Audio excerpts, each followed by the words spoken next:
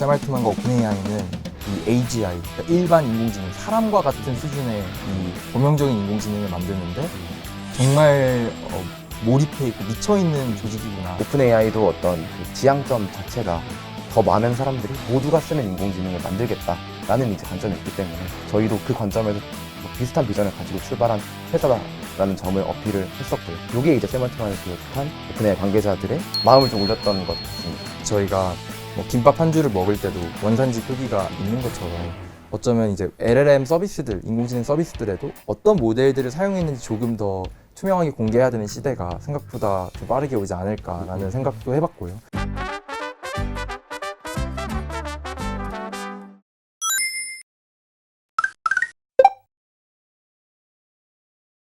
제가 와들의 이름을 처음 안 것도 작년 3월에 이제 오픈 AI와 엔터프라이즈 계약을 체결했다라는 소식이 알려지면서 그때 이름을 처음 알았는데, 오픈 AI와 엔터프라이즈 계약을 체결했다, 이게 어떤 의미고 어떻게 같이 일을 하게 되셨는지가 궁금하거든요. 작년 9월에 이제 미국에 가서 오픈 AI 만났을 때 좀 이야기를 하면 좋을 것 같은데요. 오픈 AI의 기술을 정말 실제 사회 문제를 푸는 곳에 잘 활용을 하고 있는 스타트업들을 이제 오픈 AI는 계속 만나려고 했고, 저희도 그 중에 하나로 이제 선정이 되어서 엔터프라이즈 계약을 체결하게 되었습니다. 뭐 샘 얼트만이나 뭐 거기 이제 C레벨급의 분들이랑 좀 대화를 잠깐 나눌 기회도 있었는지. 굉장히 가까운 거리에서 이제 한 10명 정도 되는 이제 한국인 창업자분들과 질문을 할 수 있는 시간이 있었어요.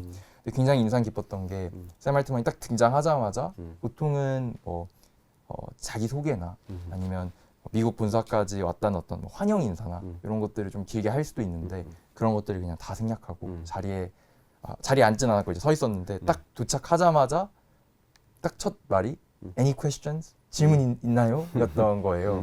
그래서 그 굉장히 한 20분에서 30분 정도의 짧은 시간을 거의 질문으로 가득 채워서 질문했던 기억이 있고, 바로 이제 이 질문 세션이 시작하자마자 바로 질문 있나요? 라고 하니까 이제 모두 조금씩 당황을 했는데 저도 질문하고 싶었던 게 너무 많아서 이제 바로 이제 손들고 첫 질문을 했었는데요. 굉장히 진솔한 질문과 답변들이 많이 오갔고, 가장 기억에 남는 거는 정말 샘 알트만과 오픈 AI는 이 AGI, 그러니까 일반 인공지능, 사람과 같은 수준의 이 범용적인 인공지능을 만드는데 정말 몰입해 있고 미쳐 있는 조직이구나라는 걸 느꼈던 게, 어떤 질문을 해도 결국 그 마지막은 이런 것들 통해서 어떻게 우리가 일반 인공지능을 만들어 갈 거냐에 대한 대답으로 다 수렴을 하더라고요.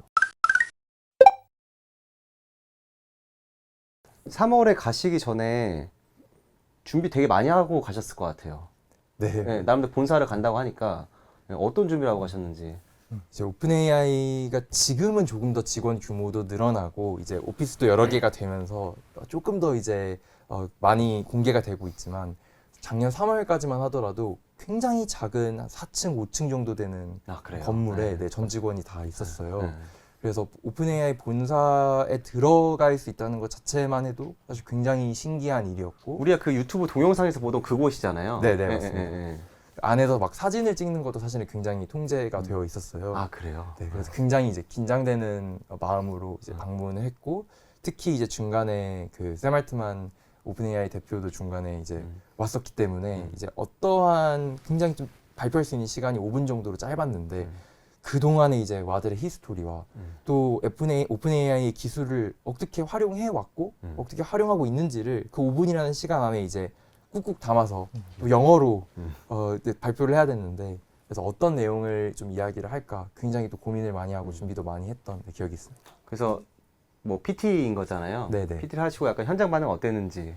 특히 이제 당시에 오픈 AI가 처음 나오고 한 6개월 정도, 1년 정도 지났을 때이기 때문에 굉장히 오픈 AI를 활용해서 뭔가를 해보겠다는 시장의 어떤 그 온도는 굉장히 뜨거운 상태였는데, 실제로 그거를 잘하는 곳들은 많지 않았던 상황이었어요. 지금은 좀 더 많아졌지만.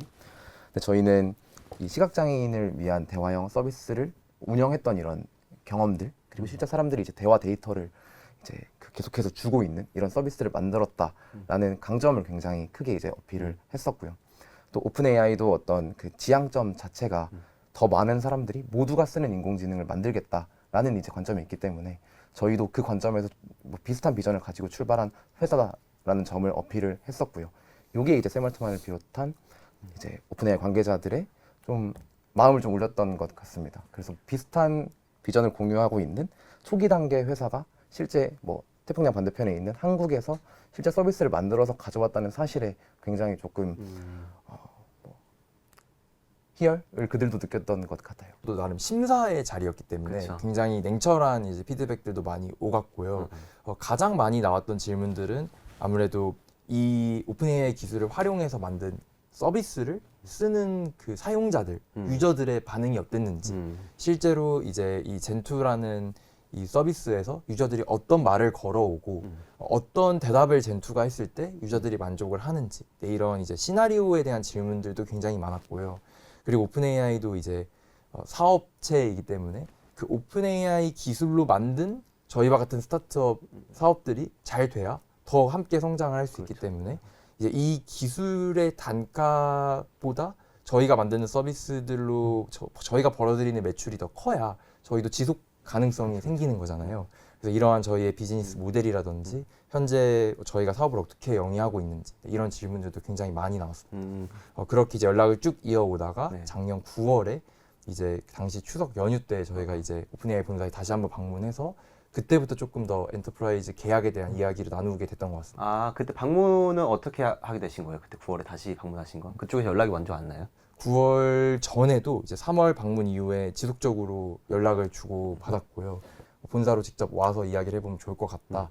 네, 라는 이제 이야기가 되어서 이제 한 2주 정도 같이 미국에서 지내면서 계속 이야기를 했습니다. 이제 2주 동안 처음에는 엔지니어들을 많이 만났어요. 2주 차에 좀 본격적으로 오픈AI와 엔터프라이즈 계약에 대해서 논의를 시작했던 것 같습니다. 거기에 계신 엔지니어들은 어떤지도 궁금해요. 두 분 다 엔지니어시잖아요. 같은 엔지니어끼리 봤을 때 좀 어떤 인상이나 이런 거 받으셨는지.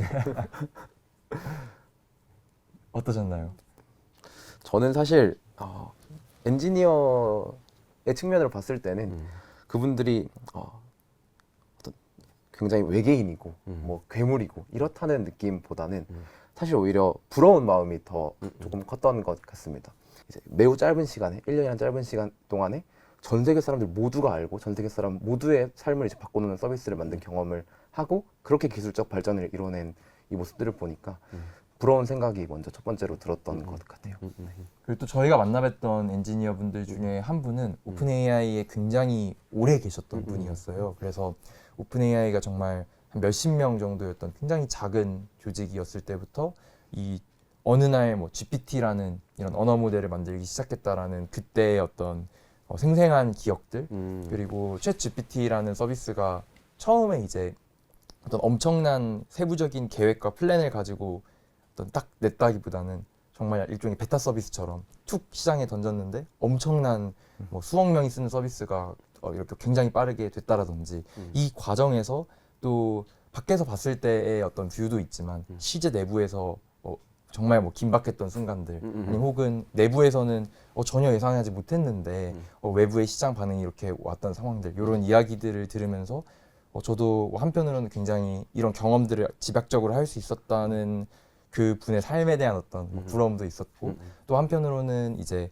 굉장히 많은 시도들을 이 GPT 3.5와 챗GPT가 성공하기까지 굉장히 많은 시도가 있었구나라는 걸 또 한편으로 알게 되어서 역시나 이제 겉에서 봤을 때는 굉장히 빠르게 어느 날 빵 터진 것처럼 보이지만 그 안에서는 또 많은 노력과 많은 시도와 이런 실패들이 있었구나라는 것도 또 한편으로 느낄 수 있어서 네, 좀 많은 감정들이 있었습니다. 오픈AI는 계속 좀 같이 믿고 갈 만한 파트너구나라는 좀 생각을 하셨는지도 궁금해요. 오픈AI가 아직도 그 명성과 그 브랜드에 비해서는 굉장히 작은 조직이에요. 아직 몇백 명밖에 직원이 없고, 근데 그 안에서 그렇기 때문에 이제 전방위적인 어떤 지원을 하기에는 아직 그 조직 규모가 좀 작기 때문에 이 엔터프라이즈 계약을 맺은 곳들은 이 내부에 있는 엔지니어라든지 아니면 혹은 저희를 담당하는 GTM 팀의 담당자분이 와들의 상황과 그리고 필요한 이제 기술 지원들을 계속 할 수 있도록 어떤 소통할 수 있는 한 라인이 열렸다라는 것이 좀 가장 큰 어떤 의의라고 할 수 있겠습니다. 단순히 우리는 좋은 LLM을 만들 거야, 성능이 높은 LLM을 만들 거야를 넘어서 우리의 이 기술을 실제 엔지니어들이 그리고 스타트업들이 활용하려면 무엇이 더 필요할까? 기술뿐만이 아니라 어떤 기능이 더 만들어져야 되고 어떤 가치를 줘야 되는가에 대해서 굉장히 많이 고민을 하고 있다라고 느껴져서 네, 이 부분에서 앞으로 계속 함께 갈 수 있는 파트너가 아닐까라고 네, 지금 생각하고 있습니다. 우리 어쨌든 스타트업 입장에서 가장 LLM 모델을 사용할 때 있어서 뭐 API라고 하나요? 그 결국 그 사용료도 굉장히 중요한 부분일 텐데 좀 그 부분은 좀 어떻게 이제 그 경영적으로 업무 처리하고 계신지. 이제 LLM이라는 어떤 기술적 환경이 성능은 대비? 더 높아지고, 네. 성능은 더 높아지고 속도는 더 빨라지는데 비용은 점점 더 이제 낮아진다라고 이제 정의를 하고 있습니다. 이게 처음에도 그렇게 생각을 했었고 실제로도 이제 굉장히 좀 단계적으로 이 성능은 높아지고 비용은 낮아지는 이런 흐름들이 계속돼 왔었고요. 근데 물론 이번에 최근에 이제 딥식이 나오면서 이게 단계적이 아니라 굉장히 한 번에 훅 이 비용이 낮아지는 어떤 그 광경도 목격을 했었는데 저희는 이제 뭐 경영적으로 좀 더 이제 그 회사의 매출과 비용을 운영하는 입장에서도 이 LLM을 사용하는 것에 대한 비용은 점점 더 이제 낮아질 것이라고 계속해서 보고 있습니다. 그리고 이것들을 계속해서 활용하는 저희가 이 그 낮아진 비용의 LLM들을 어떻게 더 잘 활용하느냐가 앞으로 이제 저희의 경쟁력 측면에서도 또 이제 비용을 어떻게 잘 최적화하느냐가 저희 경쟁력에 조금 더 중요할 것이다라고 보고 있어요. 그 딥식 얘기가 나왔으니까 좀 어떻게 보셨는지. 이제 딥식 같은 경우에는 그 아런 모델을 그 공개하기 전에도 조금씩 아름아름 그 생각보다 성능이 좋은데 라는 이제 이야기들이 조금씩 이제 나오고 있었던 찰나에 이제 딥식 앱이 시장에도 출시가 되면서 사용자들도 사용을 하게 되고 그리고 아런 모델이 나오고 그 아런 모델이 또 이제 이름도 비슷한 그 오픈AI의 O1 모델과 이제 직접적으로 비교가 되면서 또 이제 많이 화제가 됐었던 것 같고요. 그 단가, 가격이 지속적으로 내려왔는데 여기서 더 내려갈 수 있을까라는 궁금증이 항상 있었는데 딥시크가 이런 방향으로 간다면 비용을 더 내릴 수 있어라는 이제 하나의 어떤 큰 어떤 이벤트 뉴스가 되어 주었던 것 같아요. 그래서 당장 저희가 딥식 모델을 적극적으로 활용하지 않다고 하더라도 앞으로 이 AI의 비용이 어떻게 될 건가를 이제 전망하고 관측하는데 굉장히 큰 사건이었다고 생각합니다. 우리 또 걱정을 많이 하는 게 어떤 뭐 개인정보 문제나 그런 것들을 이제 기사도 많이 나고 했는데 아직 그 와들에서는 딥식 모델을 사용하지 않고 있다고 하셨지만 중국에서 나온 LLM이더라도 비용 효율성이 뛰어나다면 사용할 수도 있다고 어떻게 생각하시는지 의견은 어떠세요? 이미 사용할 수도 있다가 아니라 뭐 이미 퍼플렉시티 같은 뭐 미국 서비스에도 쓰고 있죠. 네, 이미 추가가 되었고요. 뭐 국내에서도 많은 서비스들에서 활용되고 있다고 알려져 있는데 지금까지는 물론 많은 서비스들에서 유저들이 모델을 선택해서 사용하는 경우들도 있었지만 대부분 이제 내부에서 모델들이 사용이 되고 어떤 모델이 사용되는지 잘 모르는 경우들도 많았는데 앞으로는 이제 이런 이슈들이 계속 이제 불거지게 된다면 마치 저희가 뭐 김밥 한 줄을 먹을 때도 원산지 표기가 있는 것처럼 어쩌면 이제 LLM 서비스들, 인공지능 서비스들에도 어떤 모델들을 사용했는지 조금 더 투명하게 공개해야 되는 시대가 생각보다 좀 빠르게 오지 않을까라는 생각도 해봤고요. 근데 이제 딥식의 경우에는 일단 개인정보 유출의 측면에서는 이 모델들이 모두 공개가 되어 있기 때문에 그 모델을 저희가 받아서 뭐 한국에서 아니면 또는 미국에서 다른 나라에 설치해서 서버를 운영할 수가 있어요. 그렇게 되면 정보들이 중국으로 넘어가는 것은 아니기 때문에 개인정보 유출보다는 이 모델의 어떤 검열에 대한 부분들 그리고 검열 같은 경우는 저희가 바로 느낄 수 있지만 그냥 답변을 안 하는 거기 때문에 그것이 아니라 이제 약간 은은하게 중국에 대한 좀 더 우호적인 발언이 있다든지 이러한 부분들에 대한 좀 우려가 있을 수는 있겠습니다. 좀 AI 서비스가 워낙 확대되면서 저 개인적으로는 그래도 엔지니어들이 되게 중요해진 직업이다라고 이제 점점 인식이 올라가고 있다 생각하는데 좀 그렇게 느껴지시는지. 예전보다 지금도 저희가 LLM이라는 새로운 기술에 대해서 이야기를 또 하고 있잖아요. 네, 이런 기술에 대해서 이야기할 수 있는 기회가 굉장히 많아지고 있구나라는 생각은 좀 많이 하고 있어요. 그래서 가령 이전에 스마트폰이 나왔다라고 했을 때 스마트폰이라는 제품에 대해서는 뭐 많이 이야기를 할 수 있지만 그 안에 들어가는 뭐 OLED 기술이라든지 배터리에 대한 기술을 많이 사람들이 궁금해하거나 이야기를 하는 자리가 많진 않잖아요. 그렇죠. 네. 근데 지금은 LLM이라는 어떻게 보면 굉장히 첨단 기술에 대해서 많이 이야기할 수 있는 장도 열리고, 그리고 이 LLM이라는 기술을 만드는 이 오픈 AI의 CEO인 샘 알트만이 스타가 되기도 하고, 네, 이러한 어떤 시대에 가고 있는 걸 보면서 이 기술을 만드는 엔지니어들도 그만큼 예전에는 엔지니어들이 어떤 이야기를 해도 사실은 뭐 나에게 크게 와닿지는 않는 이야기였다면 요즘에는 엔지니어들이 하는 LLM에 대한 이야기도 한편으로는 되게 재미있고, 이 이야기를 통해서 이 이야기를 잘 귀담아 들으면 앞으로 좀 미래가 어떻게 될지를 미리 알 수 있지 않을까, 이러한 좀 생각들이 많이 퍼지고 있는 것 같아서 그런 부분들에 있어서는 또 한 명의 엔지니어로서 굉장히 감사하게 생각하고 있습니다.